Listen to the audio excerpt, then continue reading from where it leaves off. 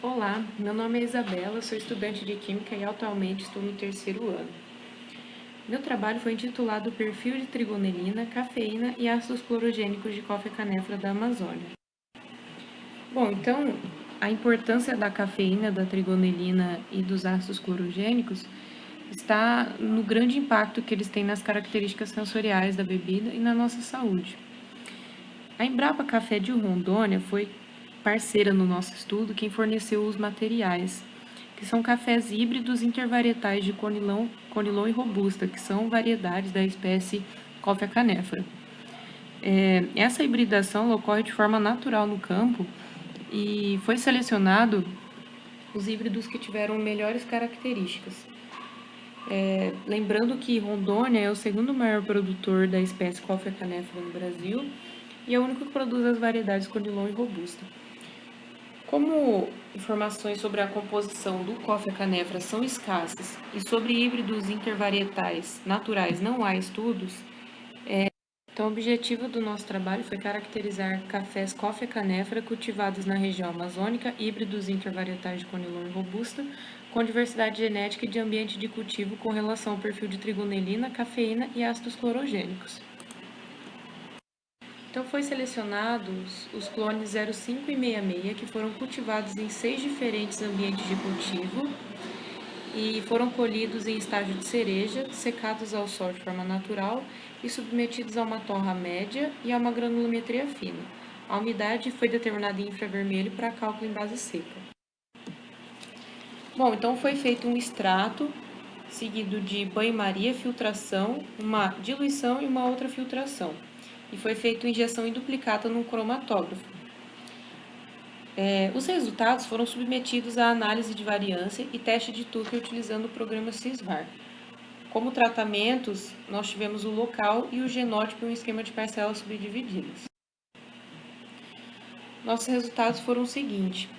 Cafeína variou de 1.885 a 2.862 mg por 100 gramas de amostra. Já a trigonelina, de 339 a 512. O teor de ácidos clorogênicos totais foi de 1.679 a 2.911. E o 5-OCQ, que é um principal representante dos ácidos clorogênicos, representou em torno de 30% do total deles, que variou ali de 474 a 947 miligramas por 100 gramas de amostra. Bom, aqui eu tenho uma tabela com os maiores teores, né, e variabilidade entre genótipos em cada ambiente, que nosso coeficiente de variação é entre parênteses. Então, a menor variabilidade entre os clones foi para o ambiente de Porto Velho. A gente pode ver que o clone 66 teve um alto valor, mas a sua variabilidade com o clone 05 foi pequena. Já para a cafeína, como resultado, a gente teve efeito de genótipo, ambiente e interação entre genótipo e ambiente.